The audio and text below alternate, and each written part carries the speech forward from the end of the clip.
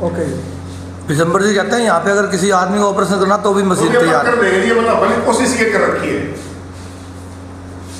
Doctors के लिए से रूम दिया कि यहाँ चेंज करो। आप यहाँ डॉक्टर भी कपड़े चेंज नहीं कर सकता, अंदर ही करेंगे अपना चेंज। मतलब पूरा हाइजीनिक सिस्टम। 35-40 साल पहले हिंदी कवि सम्मेलन के मंच पे एक उर्दू की शायरा कविता लेके आई। जीना है दुश्वार जहाँ पर मरना है आसान, ये हिंदुस्तान हमारा प्यारा हिंदुस्तान। 35 साल तक तो हम ही ताली बजाते थे, फिर अभी हमको 30 साल बाद समझ में आया कि ये तो देश के खिलाफ कविता है, जहाँ पे जीना तो दुश्वार मरना आसान है। मैंने भरे निम्बा एडा के भले मंच पे मैंने इसका उसके पढ़ने के बाद मैंने इसका मुखड़ा पढ़ा। मुझे सरस्वती माता ने वहीं पढ़ी और पहली बार मैंने विद्यासागर जी महाराज को सुनाया। 5 मिनट का समय दिया था विद्यासागर जी ने अच्छा उससे मिलने का। 55 मिनट बात की उससे। जैन समाज का मंच था ये तो अलग घटना है, ये तो मंच तो नगर पालिका का। ओके 1.5 लाख भीड़ थी सामने। मैंने कहा अंजलि जी ये कविता का मुखड़ा गीत का ऐसा होना चाहिए कि जियो और जीने दो की संस्कृति का देश महान, जीव दया का हमने दुनिया को सौंपा संज्ञान, जीना भी सम्मान जहाँ पर मरना भी सम्मान।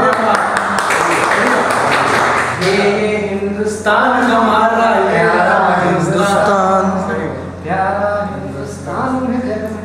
और मैंने इससे बताया विश्व गुरु क्या अंतिम मंत्र सुना रहा हूँ आपको, ये चूंकि आपके इस उपक्रम से जुड़ा हुआ है कि गिद्ध जटायु के नख रावण के मुख पर अंकित है, वानर भालू की सेना से खलदल आतंकित है, जहाँ गाय ने माता बनकर तन मन शुद्ध किया है, राणा के चेतक ने मरते दम तक युद्ध किया है, इतिहासों में मुख पशुओं का पूजित है बलिदान।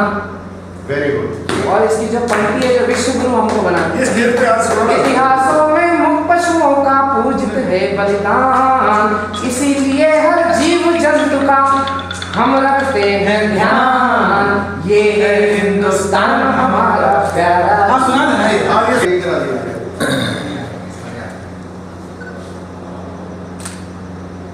ओके सर भाई सर जी ले भाई कर दे भाई मेहरबानी यार मेरे तो सुनना दो। ओके जी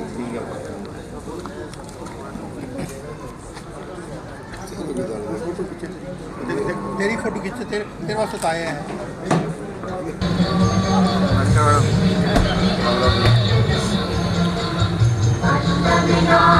नमो नमः मंगलमूर्ति मोरया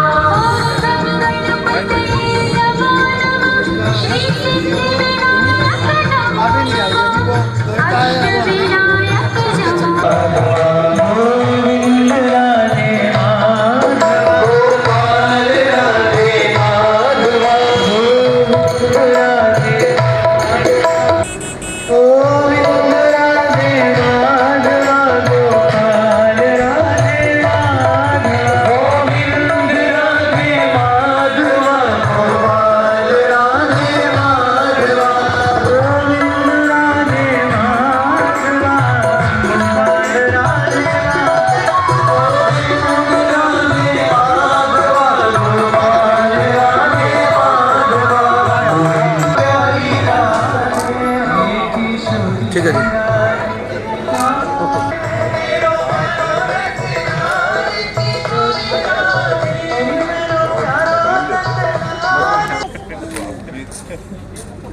आप सभी को भक्तों का उमा मनोहर गो सेवा सदन के 6वें वार्षिक महोत्सव में हार्दिक अभिनंदन स्वागत करता हूं। दोस्तों आज हमारे बीच हिंदुस्तान के जाने माने कविगण आपका मनोरंजन करने के लिए पधारे हैं और उन कवियों का भी तहे दिल से हार्दिक अभिनंदन स्वागत करता हूं। उसकी चिकित्सा कितनी भी बड़ी से बड़ी शल्य चिकित्सा, एक्सरे, अल्ट्रासाउंड, प्रभु ने ऐसा आशीर्वाद किया हमें कि हिसार के अंदर हरियाणा एग्रीकल्चर यूनिवर्सिटी शायद हिंदुस्तान का सबसे बड़ा वेटरनरी हॉस्पिटल भी माना जाता है। मेरे ख्याल पर चिकित्सा होने के बाद चाहे उसको 2 महीने लगे, प्रतिदिन दिन में 4 बार 5 बार उसको ड्रिप लगानी है, उसकी ड्रेसिंग करनी है, उसकी करवट बदलनी है, पूरा हमें मालूम होता है कि भगवान को प्यारा तो होगा 2 दिन 4 दिन, लेकिन यथासंभव उसकी सेवा सामने जख्मों पर मलहम लगाई जाती है, उसको चारा पानी धूप छांव इन सब से हम बचाने का बहुत प्रयास। गौवंश की वो सेवा कर रहा है 12 महीने 30 दिन। तो आपको बताना चाहूंगा, पैसे इकट्ठे करने के लिए हम आपको यहाँ नहीं बुलाते, हमारा केवल एक ध्येय होता है कि आप यहाँ पर आए, ये सेवा को देखें और आप हमारा हौसला अफजाई करें कि हमारे शहर में आपके बच्चे, आपके भाई ये काम कर रहे हैं। सिर्फ हम इतना आपसे चाहते हैं दोस्तों, और कुछ नहीं हम चाहते। हम कोई पैसा डोनेशन हम बिल्कुल भी नहीं, हमें आवश्यकता नहीं है।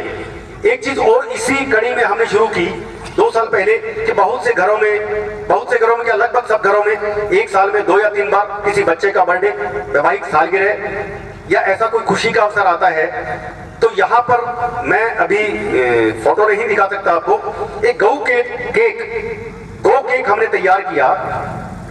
बहुत सुंदर गौ केक बनता है जिसमें गुड़, दलिया, अनाज और कई सारी चीजें, पशु आहार बहुत सुंदर तरीके से बनाया जाता है। उस पर जिसका जन्मदिन, वैवाहिक सालगिरह होती है, उसका बाकायदा नाम लिखा जाता है आटे से और हल्दी से, और वो गौ केक हम यहाँ कटवाते हैं निःशुल्क। हमारा प्रयास ये रहता है कि पूरा परिवार आए, यहाँ पर आकर के एक बार वो फोटो लगाए, अपनी फेसबुक पर लगाए, मैंने गौ केक काटा। ये जो केक दुनिया काटती है पाश्चात्य सभ्यता है, ठीक है, हम भी उसी के आज अधीन हो गए हैं, लेकिन कितने संस्कार मिलेंगे हमारे बच्चों को कि गौशाला में जाकर के गाय के लिए गौ केक काट करके आए हैं। और जो लोग आए हैं, एक दफा देखा देखी आए या मतलब किसी ने फोटो डाल दी उसको देख करके आए, और इतने खुश होते हैं कि आगे से हम तो और कुछ प्रोग्राम करें ना करें, रात को होटल में जाए ना जाए, सालगिरह पर, बच्चे के बर्थडे पर यहाँ जरूर आएंगे। तो ऐसी प्रथा बनाइए दोस्तों आप लोग भी। उसके पश्चात एक हिंदू सभ्यता जो हमारी है कि गाय को रोटी और गुड़ पुराने समय से दिया जाता था, लेकिन आजकल शायद मेरे ख्याल से संभव नहीं हो पाता, हर घर में नहीं दे पाते, लेकिन तमन्ना रहती है कि गऊओं को रोटी और गुड़ दे। किसी भी कारण से बिजी शेड्यूल हो गया या घर में रोटी बनाने में इतना सुबह नहीं बनती, तो उसके लिए हमने रोटी सवा मनी का एक नया प्रोजेक्ट शुरू किया। रोटी सवा मनी का मतलब 50 किलो आटे की मौसम के हिसाब से, 50 किलो आटे की मौसम के हिसाब से, सर्दी में उसमें बाजरे का आटा डल जाता है, गर्मी में गेहूं जौ का डल जाता है, ऐसे 2-3 तरह के आटों का मिश्रण करके 50 किलो सवा मन आटे की रोटियां बनाई जाती है। बहुत बढ़िया तरीके से लकड़ी के चूल्हे पर उनको सेक करके, देसी घी उनके ऊपर लगा करके और शक्कर, और सब गऊओं को भरपेट, उसमें जितनी लगभग 100 से 125 के बीच में गऊ माता होती है हमारे पास, उनको भरपेट रोटी, उनके लिए मेरे ख्याल से एक उत्सव जैसा माहौल होगा। करीब 700 रोटियां बन जाती है, तो 7 रोटी एक गोवंश को सफिशिएंट होती है, तो उनको खा करके उनकी आत्मा तृप्त होती है, तो उसको बहुत हम महसूस कर सकते हैं कि कितनी उसका संतुष्टि मिलती होगी गौ माता को। हिल गई गिलास, थोड़ी गिलास पीछे करनी पड़ेगी।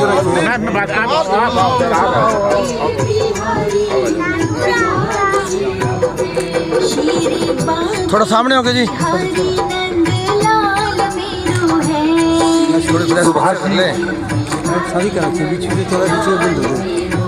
पवन जी प्लीज। बिहारी नंदलाल मेरो है,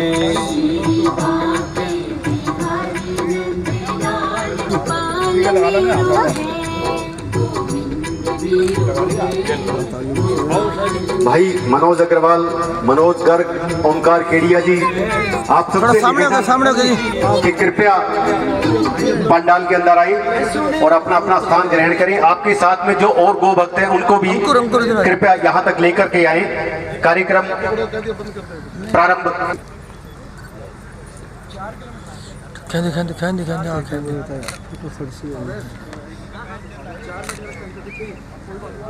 मैं निवेदन करूंगा हमारे कवि महोदय से, भाई राहुल गोयल और नरेंद्र चौधरी, ओमकार केडिया जी मंच तक ले। शशिकांत जी यादव इस गैंग के लीडर सबसे आगे आगे। शशिकांत जी यादव, भाई हिमांशु बवंडर, पदम अलबेला जी हमारे बीच पहुंचे हैं। दो कवि किसी कारणवश थोड़ा लेट हो गए हैं, वो कुछ ही क्षण में आपके सामने प्रस्तुत होने जा रहे हैं। निवेदन करूंगा हम जो आप लेते हो उससे आधे दे देना हमारे को। हाँ भाई जी। शशिकांत जी यादव के लिए एक बार तालियां। उमा मनोहर गौ सेवा सदन में आपका स्वागत, हार्दिक अभिनंदन है। पदम अलबेला जी, तालियों के साथ इनका भी अभिनंदन स्वागत। भाई हिमांशु बवंडर जी,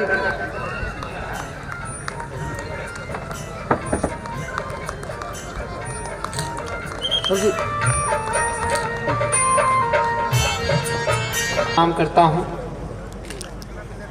33 कोटि देवी देवताओं को अपने हृदय में विराजमान करके हम सबके मानव जीवन को उत्कर्ष की ओर अग्रसर करने वाली गौ माता को प्रणाम करता हूँ। उससे बड़ा प्रणाम मैं उन लोगों को करता हूँ जो उन गौ माताओं की सेवा में अपनी समग्र ऊर्जा विसर्जित कर रहे हैं। आप सब प्रणम में हैं। जो लोग अभी भी नाश्ते पर टूटे हुए हैं, मेरा उनसे निवेदन है कि बाद में डिनर भी है, तो चिंता ना करें। और कल भी भोजन है, दिन में कल भी आपको लंच करना है, पर कल शाम को भी भोजन मिलेगा। कुछ लोग ऐसे भिड़े हैं जैसे 6 महीने का एक साथ निपटाना है आज ही। अब जो उधर जा रहे हैं उनको इधर बुला लीजिए। भैया तिलक वाले भैया, अब इनको इधर भेजते जाइए तिलक लगा के, उधर अंदर मत जाने दीजिए। हाँ, आ जाइए आ जाइए। आप जोड़ा भी इधर आ जाओ, दोनों जने इधर आ जाओ बच्चे सहित।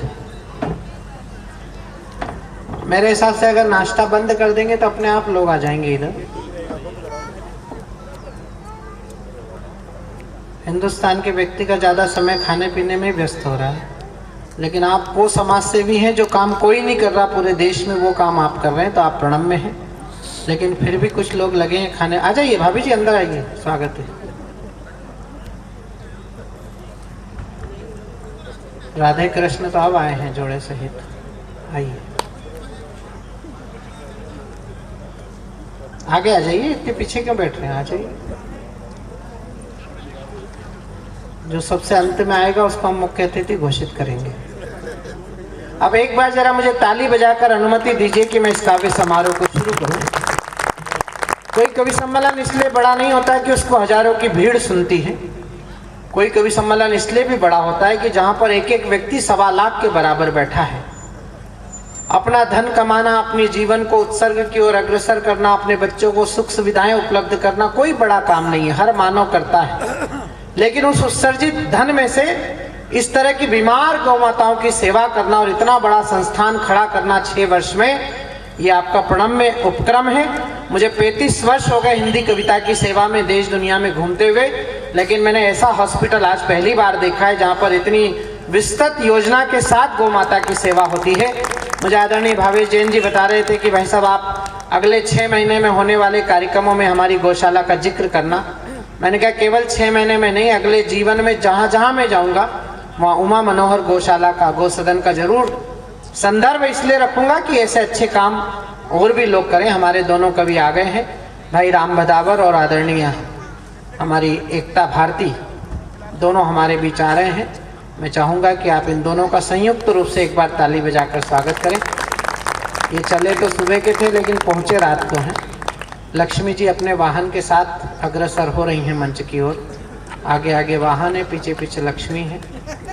आजा आजा, तुम्हारे चक्कर में पैसे कट जाते हैं, हालांकि मिलेंगे ही क्या। यहाँ पे कई कभी पैसे छोड़ के गए हैं। अच्छा, ये दोनों इसीलिए लेट आए कि कहीं गौशाला देख के ये भावुक नहीं हो जाए। चलिए आइए, पढ़े हैं क्या बच्चे? हाँ तो उड़ाओ इनको भी, दोनों को। नहीं नहीं अभी उड़ाओ। अच्छा, सुनने के बाद उस लायक है भी कि नहीं। अब आप लोग आके बैठ जाएं तो शुरू करें। वैसे ही बहुत कम लोग हैं और आप लोग अभी भी इस तरह चहलकदमी कर रहे हैं जैसे सुबह 4 बजे तक कवि सम्मेलन चलेगा। ये प्रतिवर्ष होने वाला उपक्रम है जैसा मुझे बताया गया है। तो आप जितनी जल्दी बैठ जाएंगे उतनी जल्दी ये कार्यक्रम को शुरू करने में अच्छा लगेगा। आइए मैं इस यात्रा को शुरू करता हूं। कवियों का एक छोटा सा परिचय आपसे कराता हूं। सबसे कोने पर जो नौजवान सबसे लेट आया है वो इस समय का व्यस्ततम कवि है।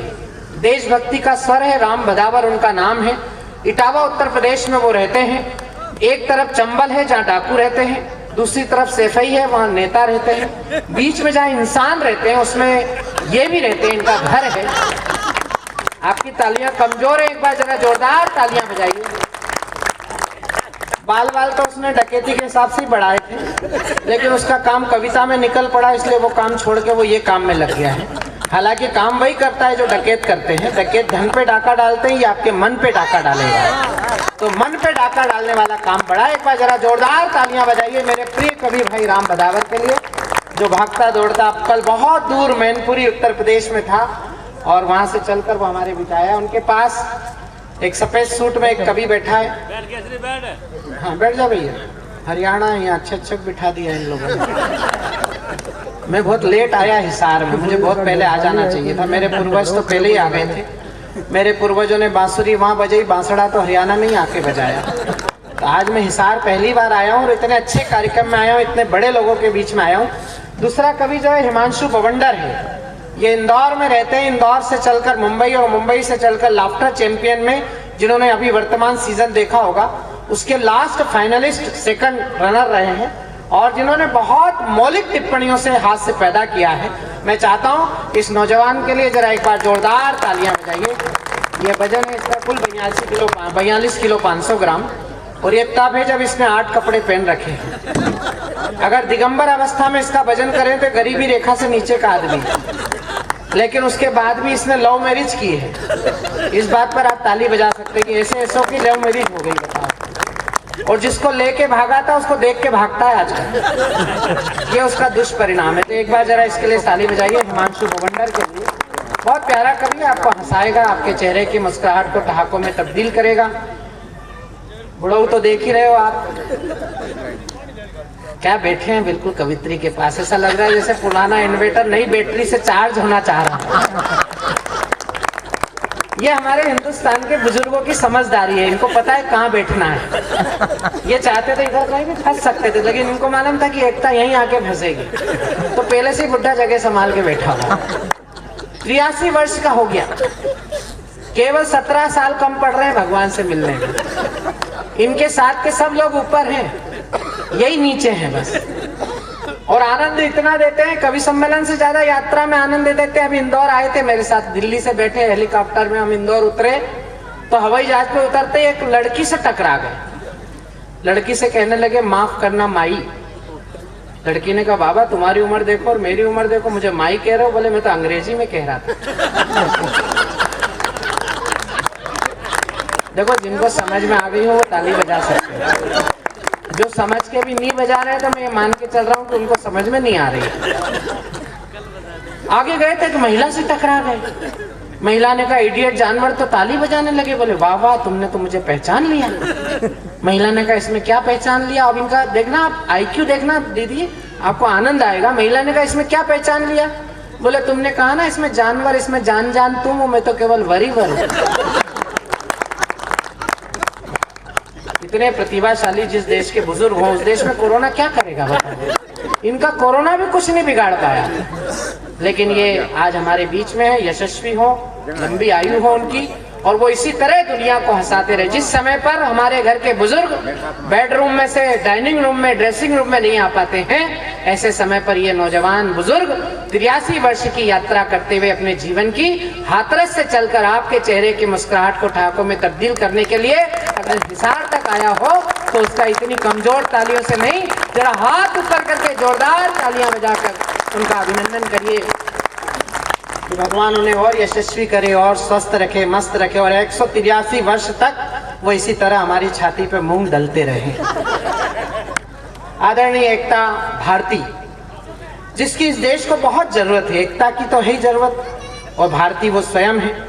पीलीभीत उत्तर प्रदेश, जहाँ की बांसुरी बड़ी प्रसिद्ध है, वहां से वो गीतों की स्वर लहरी लेकर पूरी दुनिया में यात्रा करती है।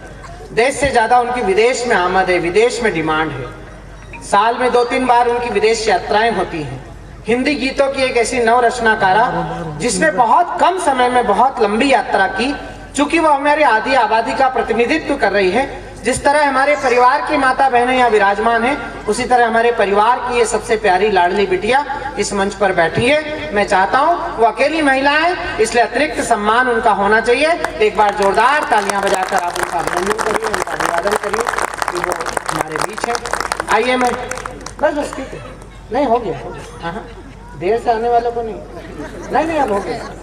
आप तो कभी सम्मेलन नहीं शुरू करा रहे थे, अब रहने दो, बाद में भी पहले अपन देख लें उस लायक भी है कि नहीं, बाद में उड़ा दें।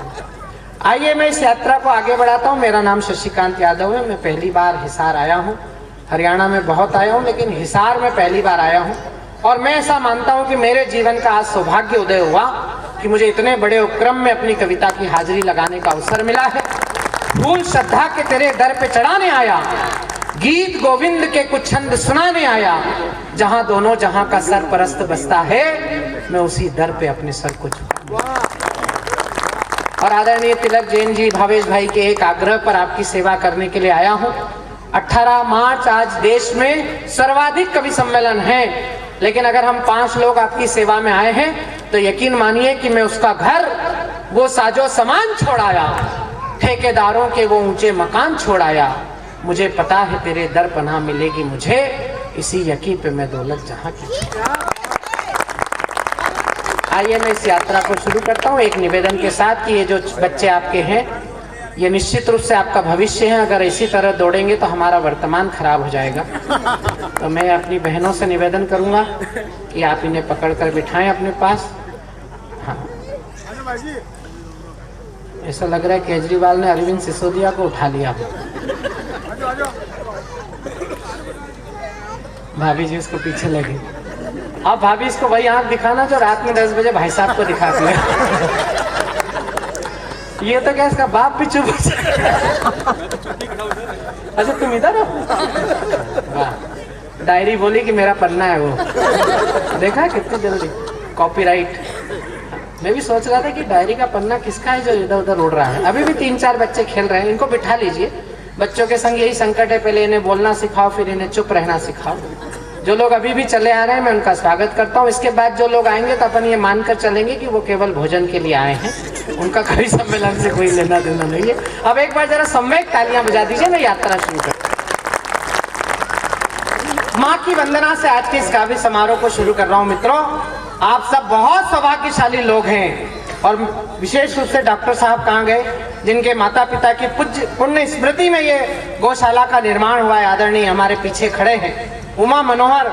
दोनों माता पिता आज स्वर्ग में कहीं होंगे, या धरती पर भी कहीं होंगे, या जीवन में कहीं रहेंगे 7 समंदर पार भी, तो इसी संतान को इसलिए आशीर्वाद देंगे कि उन्होंने इस उपक्रम की नींव बनने का जो अवसर प्राप्त किया है, जिस पर 33 कोटि देवी देवताओं को स्थान देने वाली गौ माता की सेवा हो रही है। मैं माँ की वंदना से आज की काव्य समारोह की शुरुआत कर रहा हूँ। माँ की वंदना के 3 चरण आपकी सेवा में प्रस्तुत करूंगा।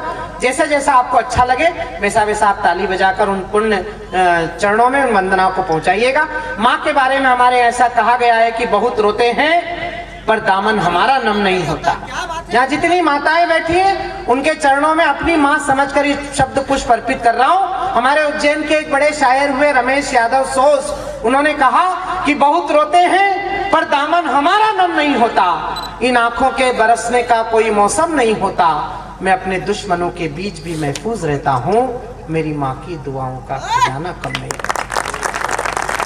थोड़ी सी तालियां आपकी बढ़ाइएगा, जितने लोग बैठे हैं उतनी ताली नहीं बज रही। कम लोग जरूर है लेकिन बहुत महत्वपूर्ण लोग हैं। मैं वंदना शुरू करता हूँ। जो लोग जोड़े से बैठे हैं मैं उनको जोड़े से प्रणाम करता हूँ, लेकिन इसका मतलब ये नहीं कि तुम अपनी बातचीत में दोनों जने लगे रहो, हमारा पे भी ध्यान देना, हम थोड़ी देर आपकी सेवा में हैं। आइए दादाजी, पोते को भी साथ लेके आ रहे हैं, अच्छा संस्कार है। निश्चित रूप से ये पोता भविष्य में इस गौशाला में अपना सहयोग देगा। आगे आ जाइए इसको लेके, आप इतने पीछे क्यों बैठ रहे हैं, आ जाइए। ये पहली गौशाला है जो बिना चंदे के चल रही है, जहाँ व्यक्ति का महत्वपूर्ण है आना। व्यक्ति कितना दान देगा ये महत्वपूर्ण नहीं है, व्यक्ति का आना महत्वपूर्ण है। मैं वंदना शुरू कर रहा हूँ। सुनिए, करो भैया, मंच की आज्ञा है। अभिनंदन भाई साहब, मोबाइल रख दो सब, है ना। कि शब्दों की साधना को, भावों की आराधना को साहित्यिक स्थान मिले ऐसा वरदान दो, शब्दों की साधना को, भावों की आराधना को साहित्यिक स्थान मिले ऐसा वरदान दो। कविता को रचूं और छंद का श्रृंगार करूं, गजलों से प्यार करूं ऐसा वरदान दो। पहले पूज सिद्धदायिनी मां शारदे में, वाणी और विद्या का तुम मुझे वरदान दो। और गीत लिखूं मान सम्मान स्वाभिमान के हो, देश अभिमान के हो ऐसा वरदान दो। गीत लिखो मान सम्मान स्वाभिमान के हो, देश अभिमान के हो ऐसा वरदान दो। हाथ में उठाई है कलम माता शारदे तो, सौगंध तुम्हारी है कि फर्ज भी निभाएंगे। प्रियसी के रूप पे हम कोई गीत ना लिखेंगे, लेकिन पीड़ितों के क्रंदनों को हम गाएंगे। और राज करने वाले राज करें सत्ताधीश यहाँ, हर मौसम में उन्हें हम दर्पण दिखाएंगे। और चोलियों पे गीत लिखे फिल्म वाले गीतकार, हम तो मातृभूमि के सम्मान गीत गाएंगे। चोलियों पे गीत लिखे फिल्म वाले गीतकार, हम तो मातृभूमि के सम्मान गीत गाएंगे। तो वीणा वादिनी हमारी प्रार्थना यही है बस, प्राणियों में व्याप्त सद्भावना संदेश हो। ओ चारों ओर खुशियां ही खुशियां हो जगदम्ब, रंच मात्र भी न कहीं काली माँ कलेश हो। माँ में आपका हूँ और आप हैं हमारी मात, आपकी कृपा में इस पुत्र पे हमेशा हो। ओ प्रार्थना है जब जब मुझको मिले माँ जन्म, यही मेरी मातृभूमि यही मेरा देश हो। प्रार्थना है जब जब मुझको मिले माँ जन्म। आपकी बजी हुई तालियों ने आत्मविश्वास दिया कि हम सही जगह कविता सुनाने आए हैं। मैंने आखिरी पंक्ति में कहा कि यही देश हो यही मातृभूमि हो। केवल कल्पना करके देखो, अगर दक्षिण अफ्रीका में पैदा होते तो कैसे दिखते। कौन तो तुमको देखता और किसको तुम देखते हैं। ये तो परम पिता परमात्मा की बड़ी कृपा है हम पे कि हमको भारत सरी की धरती पर पैदा होने का अवसर दिया। और उससे बड़ी कृपा ये कि हमको सनातन परंपरा में पैदा होने का अवसर दिया। और आपकी सम्यक तालियां उठे अगर अगला सौभाग्य आपके साथ भगवान ने तीसरा जोड़ दिया हो तो अपने सौभाग्य पर घमंड करना, गर्व करना और उस ईश्वर का धन्यवाद देना। पहला सौभाग्य ये कि आपको भारत में पैदा होने का अवसर मिला, दूसरा सौभाग्य ये कि आपको सनातन परंपरा में पैदा होने का अवसर मिला, और तीसरा सौभाग्य ये कि सनातन परंपरा की श्रेष्ठ गौ माता की सेवा करने का आपको अवसर मिला। ये आपका परम सौभाग्य है। ये सौभाग्य हर किसी को नहीं मिलता। और उससे बड़ा सौभाग्य है हमको है कि हमको आपको कविता सुनाने का अवसर मिला। वरना आपको पता है हम 10-20 हजार रुपए के लिए पशु मेलों में जाके कविता सुनाते। भाभी जी पुष्कर में गधों का मेला लगता है, हम वहाँ कविता सुनाते। ये हिमांशु भवंडर पहली बार मुझे वहीं मिला था। और वहाँ आपके शरीर के पढ़े लिखे दानदाता लोग हमको नहीं सुनते हैं, गधे खरीदने और बेचने वाले हमको बैठ के सुनते हैं। कई लोग तो हमारी तरफ पीठ दे के बैठते हैं। यही समझ में नहीं आता कहाँ से सुन रहा है। हम कहते ध्यान दीजिए, वो कहते आप अपना काम कीजिए। एक मेरे नंबर पे 3-4 ही बचे तो मैंने बोला भैया सुन लो। मेरे को बोला हमने अपने बेच लिए, तू अपने बेच ले। वो मुझे भी गधे वाला ही समझ रहा है। हम ऐसे इतने अच्छे लोगों को रोज नहीं सुनाते जितने अच्छे आप हैं। इसलिए आप भी ये मानकर हम अच्छे समझ के सुना रहे हैं, आप भी अच्छे समझ कर सुनिएगा। कुछ भाभी हमारी हंस नहीं रही हैं, मैं उनसे भी निवेदन करूंगा कि हंसेंगी तो आपका स्वास्थ्य ठीक रहेगा। हालांकि ब्यूटी पार्लर वाली आजकल समझा के भेजती है। यहाँ तो ऐसी दिख नहीं रही है, सब संभ्रांत घर की महिलाएं हैं, गौ सेवा से जुड़ा हुआ परिवार है तो ब्यूटी पार्लर। लेकिन फिर भी हम कई सम्मेलन में जाते हैं तो कुछ भाभियाँ ऐसे मुंह फुला के बैठती जैसे हमारी सास बैठी है सामने, हंसती नहीं है। कितना ही करो। मैंने एक बहन जी से पूछा, मैंने कहा बहन जी हंस क्यों नहीं रही? बोले कुछ नहीं, मुझे ब्यूटी पार्लर वाली ने मना करा था कि ज़्यादा खुल के हंसोगी तो तुम्हारे पीओपी के उखड़ने की संभावना है। इसलिए जहाँ जहाँ अच्छा लगे वहाँ ताली देना, बुरा लगे गाली देना। ज़्यादा अच्छा लगे आपके हाथ खाली है, पड़ोसी की पीठ खाली है। ये जो 2-3 लोग पीछे हेलोजन के ठीक नीचे बैठे हैं जिनका ऊपर का प्लाट ज़्यादा खाली है, आप ऐसे बैठे हो कि हेलोजन की लाइट आप पे पड़ रही है और उसका चिल्का हमारे ऊपर पड़ रहा है। तो थोड़ी सी व्यवस्था बनाइए अच्छी जगह। ये बच्चों को बिठा लीजिए। मैं पहला कभी आपकी अदालत में खड़ा कर रहा हूँ। हमारे लोग आ रहे हैं, मैं उनका स्वागत करता हूँ। जो लोग अभी भी आ रहे हैं, मैं उनका विशेष रूप से ऐसा लग रहा है सबको अलग अलग समय दिया आपने, लेकिन जो लोग आ रहे हैं वो आ ही रहे हैं, जा तो कोई नहीं करे भैया शुरू। अब तो नाराज नहीं हो तुम, सब कभी आ गए। इनको पुनाव कपड़ा यार, तुम मानोगे नहीं। अच्छा, इनको पिनाना एकता भारती को, उसको तो बेचारे को चढ़ा रहे हैं जबरदस्ती, यहाँ से छोड़ ही नहीं रहे वो जगह, ये जगह नहीं छोड़ रहे, उनको ऐसा लग रहा है कि दूसरा नहीं इसको पिना दे आके। देखो हिंदुस्तान का आदमी कितना इनडायरेक्टली प्रयास करता है, डायरेक्ट। हाँ, मैं आपका चरित्र जानता हूँ ना। जब आपने कवियों की गैंग कहा तभी मैं समझ गया था कि ये आदमी हमारी गोत्र का ही है। फोटो भी लोगे, उनके घर भी पहुँचा देना। घर वाली आई है कि नहीं? नहीं है यहाँ, जब भी तो वो ट्राई कर रहे हैं। भाई साहब ने बहुत ज़्यादा तारीफ कर दी मेरी, तो अब इन पर फूल मालाएं भी चढ़वा देता हूँ। नहीं रहना तो फिर अब डिस्टर्ब होगा, बना दिया बात। चलिए, चढ़ी हुई मान लीजिए आपके, फूल मालाएं भी आपके ऊपर चढ़ा अरे देंगे। नहीं, माला की जरूरत ही नहीं, तुम तो माल की बात करो बस। माला वाला कहाँ चक्कर है? और जब से वातावरण बना रहे हैं यहाँ, हमसे 5-7 लोगों ने कह दिया फलाना कभी तो पैसे ही छोड़ के चला गया, भीम का कभी तो पैसे ही छोड़ के चला गया। मैं कब से तनाव में हूँ। आइए मुश्किल भैया, जल्दी बैठ जाओ। अब जगह में पुरुषों में बैठना, कहीं भी फंस जाओ उसमें क्या है, बैठ जाइए। हिंदुस्तान का आदमी बाद में आता है और आगे बैठना चाहता है। आ जाइए, आ जाइए, आ जाइए भाभी जी। ये भाई साहब आपके चक्कर में लेट हुए होंगे, मुझे विश्वास।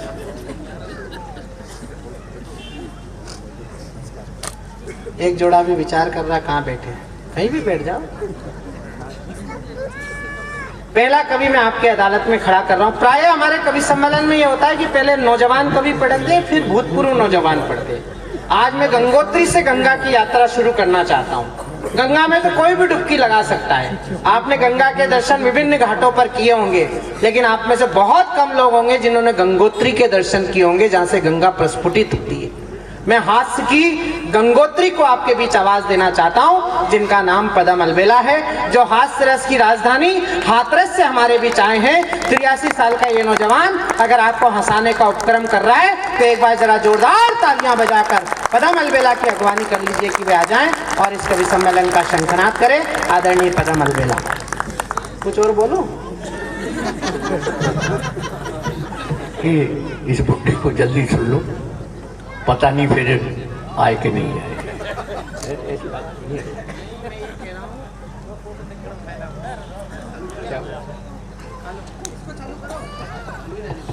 इसको चालू ही रहने देना। यादवों के माइक वैसे ही बंद है पूरे देश में, हरियाणा में तो चलने दो कम से कम। मैं तो ये कह रहा हूँ भैया कि इसकी वीडियो रिकॉर्डिंग ढंग से करना, इसका अगले साल का कोई भरोसा नहीं।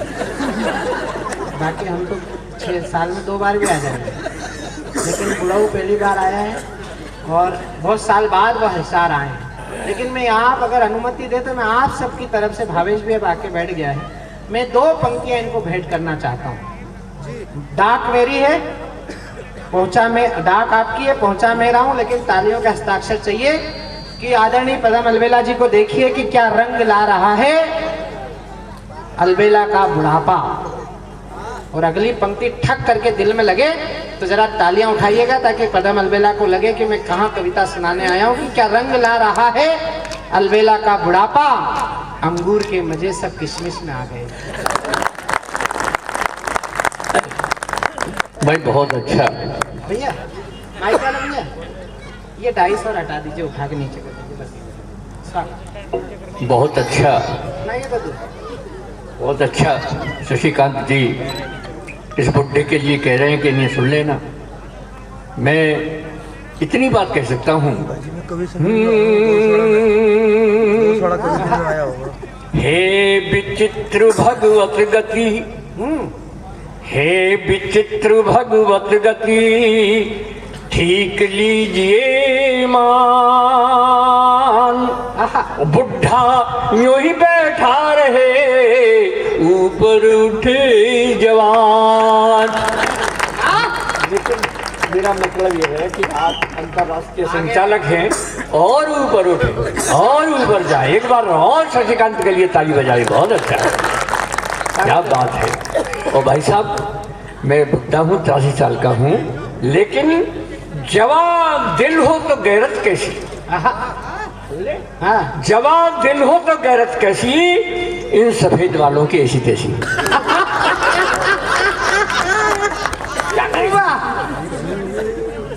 हंसता खिलता बचपन बीता, बीती वो तरुणाई है। हंसता खिलता बचपन बीता, बीती वो तरुणाई है। जीवन भर कालिक धोई जब जरा सफेदी आई है। जीवन भर कालिक धोई जब जरा सफेदी आई है।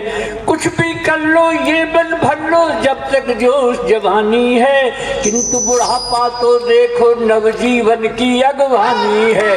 किंतु बुढ़ापा तो देखो नवजीवन की अगवानी है। साहब बहुत अच्छा लगा, उमा मनोहर को सेवा सदन जब हमारे ले गए तो गायों को देख के ईमानदारी कह रहा हूँ, 83 वर्ष की उम्र में मैंने इस तरह का गौओं का जो आनंद दिया है आप लोगों ने, ऐसा मैंने कहीं सेवा की है, ऐसा कहीं नहीं देखा। इसलिए एक दोहा मेरे एक मस्तिष्क में आ गया है, उसको कह रहा हूँ। स्वागत स्वागत। सभी से कह रहा हूँ, वो बैठे हुए हैं। धन्य धन्य सब आप हैं, धन्य धन्य सब आप हैं, वाह। काम करें निष्काम। ओ उमा मनोहर है सुनो गौशाला का नाम। उमा मनोहर है सुनो गौशाला का नाम। उम्र के हिसाब से बात करता हूँ साहब। बात यह है कि ये कहते हैं लेकिन अभी उम्र है तो मैं क्या करूं। किसको पता है किसकी कितनी उम्र पड़ी है? किसी को पता है साहब? किसको पता है किसकी कितनी उम्र पड़ी है? ये जिंदगी है मौत से बेखौफ लड़ी है। ये जिंदगी है मौत से बेखौफ लड़ी है। प्लेटफॉर्म वो परलोक का खाली नहीं अभी। मेरी जिंदगी की ट्रेन आउटर पे खड़ी है। मेरी जिंदगी की ट्रेन आउटर पे खड़ी है। साहब उम्र 83 साल की हो सकती है लेकिन कॉन्फिडेंस अभी बहुत है। क्या सोचते हो मुझ में कॉन्फिडेंस नहीं है? वक्त पहचानने का सेंस नहीं है। ओ वक्त पहचानने का सेंस नहीं है। कॉन्फिडेंस भी है, सेंस भी है, वैलिडिटी भी है, पर क्या करूं इस उम्र में बैलेंस नहीं है। आपकी तालियों का बैलेंस फ्लक्सी हो रहा है। एक और बंदे को चालू कर दीजिए साहब।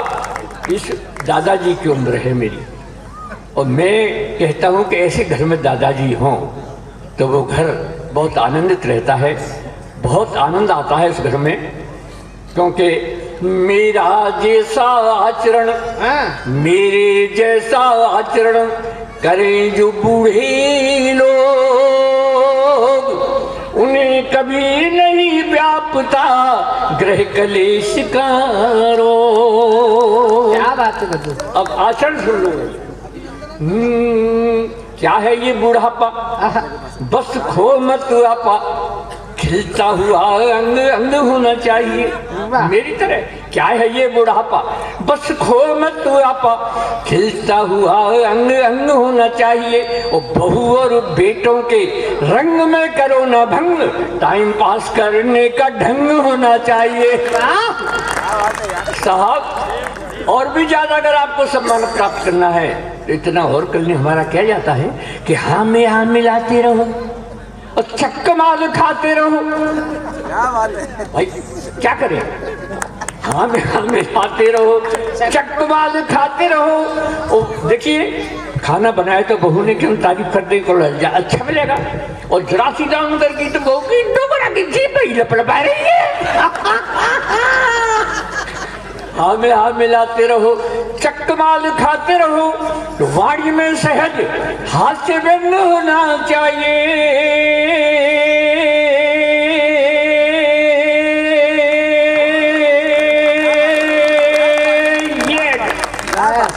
वाणी में सहज हास्य व्यंग होना चाहिए। और अगली पंक्ति ईमानदारी की हो तो पूरा पंडाल हाथ उठा के तालियां बजाना। क्या कहना चाहता हूँ, वाणी में सहज हास्य व्यंग होना चाहिए और इस बुढ़ापे के जीने का मजा है जब प्यारी प्यारी बुढ़िया का संग होना चाहिए।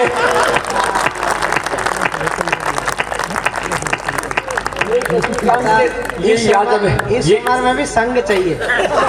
ये जरूरी है इस उम्र में। हिंदुस्तान के बुढ़े सुधर जाते तो भीष्म पितामह का ब्याह हो जाता। ये बात सही कह रहा है।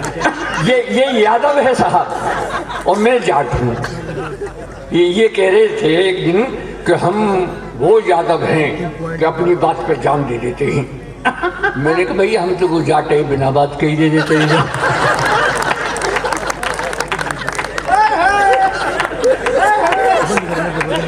तालियां बजा के बता दी, ठीक बात कही नहीं जाता मेरी। क्या बात है तू? और भैया बात यह कि मैं तो साहब ईमानदारी से एक अध्यापक रहा और प्राइमरी में रहा। आज से 40 साल बाद की बात बताता हूँ आपको। वो मैं मात्रा सिखा रहा था। मात्रा सिखाने के बाद जब मैंने पूछने का क्रम शुरू किया क्लास में, मैंने बताओ लड़की इसमें कौन सी की मात्रा लगेगी? तो चुप रही सब। मैंने कहा यार अभी बताया है, खड़े होके बताओ। तो खड़ा हो बोला माँ साहब पहले लड़की दिखाओ, छोटी होगी तो छोटी की मात्रा लगाएंगे और बड़ी होगी तो बड़ी की मात्रा। मैंने कहा वाह। फिर मैंने पूछ लिया कि रामनवमी क्यों मनाई जाती है? बोले माँ साहब जब श्री रामचंद्र जी 8वीं पास करके 9वीं में आए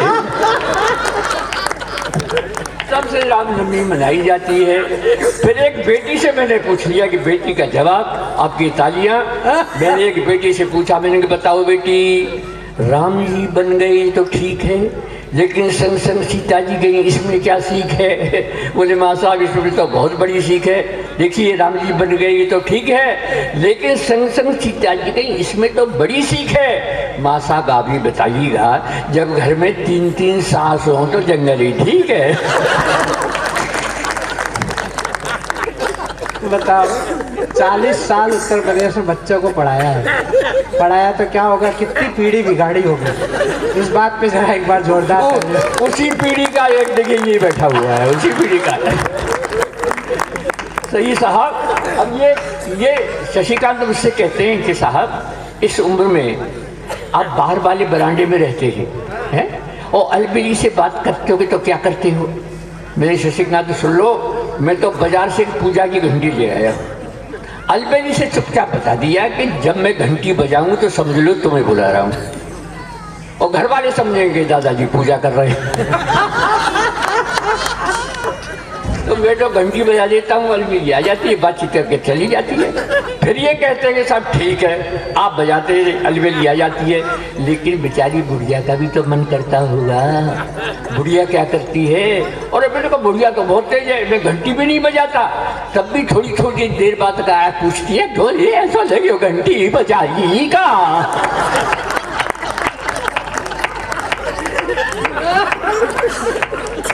एक घंटी बजाना चाहता हूँ, इस उम्र की एक घंटी बजाना चाहता हूँ। सुनिए साहब, मेरी शादी हुई भाई साहब आज से 60 साल पहले। जो मेरे घर में आई उसका नाम था चमेली, बड़ा खुशबूदार नाम था। और जब मैं अलबेला के नाम से मशहूर हो गया तो वो अलबेली हो गई। जैसे डॉक्टर की डॉक्टरनी, मास्टर की मास्टरनी, सेठ की सेठानी, ऐसे अलबेला की अलबेली। यहाँ से शुरू कर रहा हूँ और आनंद लेना बुढ़े के इस गीत का। स्वागत है। अब भी लगती है मुझे, एक पंक्ति सुनिए। अब भी लगती है मुझे बुढ़िया बहुत हसीन,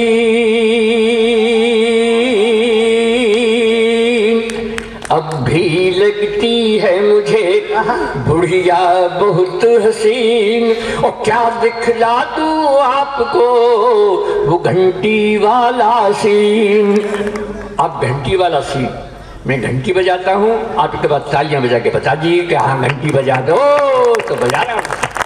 सुनिएगा घर का नाम चमेली, घर का नाम चमेली, सब कहते हैं अलबेली भी लगती है मुझको ये बुढ़िया नई नवेली। अजी और पुरानी यादों में खो जाती है, अजी और पुरानी यादों में खो जाती है। घंटी सुनते रोड़ी रोड़ी आती है। घर का नाम चमेली। और साहब प्यार करेंगे जब तक ये दम में दम है। क्या बात है दादू? प्यार करेंगे जब तक ये दम में दम है। नहीं उम्र का कोई बंधन, अज प्रियतम तो प्रियतम है। नहीं उम्र का कोई बंधन, अज प्रियतम तो प्रियतम है। चुपके से आ जाती, घर भर के न्यूज सुनाती, आंखों में आंख डालकर फिर मंद मंद मुस्काती। अरे हम दोनों का हर सपना जज्बाती है। घंटी सुनती दौड़ी दौड़ी आती है। घर का नाम चमेली, सब कहते हैं अलबेली। अब भी लगती है मुझको ये बुढ़िया नई नवेली।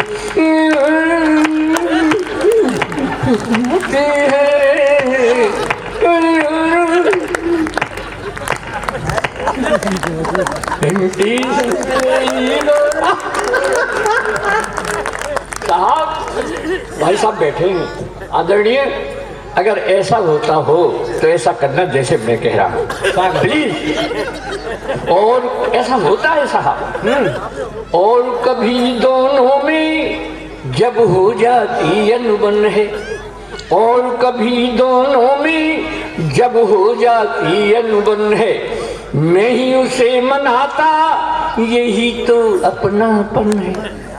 मैं ही तो उसे मनाता यही तो अपनापन है। पहले तो अदा दिखाती, धीरे धीरे मन जाती, फिर बड़े प्यार से कहती बुढ़े को शर्म न आती। पहले तो अदा दिखाती, धीरे धीरे मन जाती, फिर बड़े प्यार से कहती बुढ़े को शर्म न आती। लेकिन अगली पंक्ति बताया चाहूंगा, फिर बड़े प्यार से कहती बुढ़े को शर्म न आती। मुझको बेशर्म बताकर खुद शर्माती है।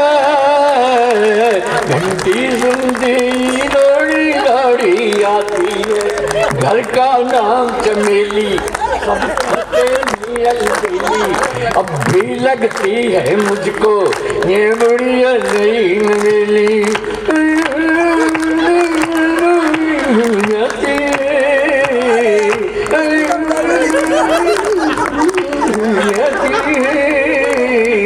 घंटी सुनते ही दौड़ी दौड़ी आती है। साहब मेरी उम्र के लोगों, ये पवन कहाँ बैठे हैं, किधर कहीं भाग गए? मेरी उम्र के लोगों ऐसा ही जीवन जियो। वाह साहब, आपसे भी कह रहा हूँ प्लीज। मेरी उम्र के लोगों ऐसा ही जीवन जियो। छोड़ो बेकार की बातें, बस यही प्रेम रस पियो। उसकी है एक सहेली। क्यों बढ़िया की सहेली नहीं हो सकती क्या? क्यों बेटी सहेली नहीं हो सकती? क्या हो सकती है? हाँ कह रही हो सकती। उसकी है एक सहेली, अरे नाम है राम ढकेली। उसकी है एक सहेली, अरे नाम है राम ढकेली। अलबेली से बतियाने घर आ जाती है डेली। अलबेली से बतियाने घर आ जाती है डेली।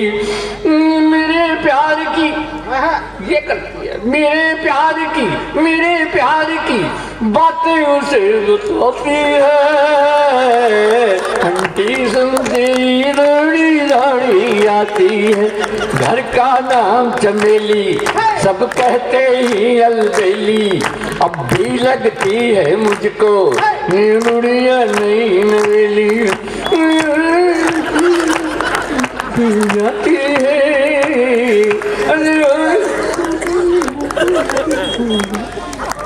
साहब, गीत का अंतिम है शशिकांत। वैसे तो हमारा भी अंतिम ही है यार।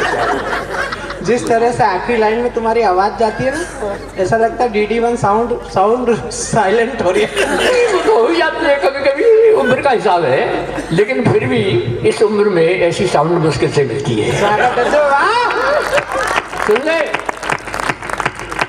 अंतिम है साहब, लेकिन अगली पंक्तियां हैं, इसमें अध्यात्म भी मैंने जोड़ा है। सुन ले भाई। अब खेल रहे हम दोनों, अब खेल रहे हम दोनों जीवन की अंतिम पारी। वाह। अब खेल रहे हम दोनों जीवन की अंतिम पारी, गेंद और बल्ले की आपस में हो गई यारी, गेंद और बल्ले की आपस में हो गई यारी। मैं विकेट बचाता रहता, वो इजी बॉलिंग करती, मैं आउट ना हो जाऊं इसके डर से भी डरती, मैं आउट ना हो जाऊं इसके डर से भी डरती। अरे बम्पर बाउंसर से मुझे बचाती है। लेकिन अब इतनी घनघोर तालियां ऊपर हाथ उठा के बचाइएगा, क्या कहना चाह रहा हूँ। बम्पर बाउंसर से मुझे बचाती है, उस एम्पायर की उंगली उठ ना पाती है उसकी। जिंदाबाद जिंदाबाद अक्कू, वाह वाह वाह वाह। एक बार जरा जोरदार तालियां बजाइए। भगवान आपको 200 साल की उम्र दे। वाह वाह वाह वाह। फिर से ये बंद फिर से पढ़ दीजिए ऐसा, फिर से पूरा बंद कर दीजिए। अब खेल रहे हम दोनों जीवन की अंतिम पारी, गेंद और बल्ले की आपस में हो गई यारी। मैं विकेट बचाता रहता, वो इजी बॉलिंग करती, मैं आउट ना हो जाऊं इसके डर से भी डरती। अरे बम्पर बाउंसर से मुझे बचाती है, उस एम्पायर की उंगली उठ ना पाती है। और साहब, नहीं बनावट कोई ठेठ देहाती है, 7 जन्म के सातों वचन निभाती है। नाम चमेली, सब कहते ही अलबेली, अब भी लगती है मुझको ये बुढ़िया नई नवेली। हो जाती है, अरे हो जाती है, घंटी सुनते ही दौड़ी दौड़ी।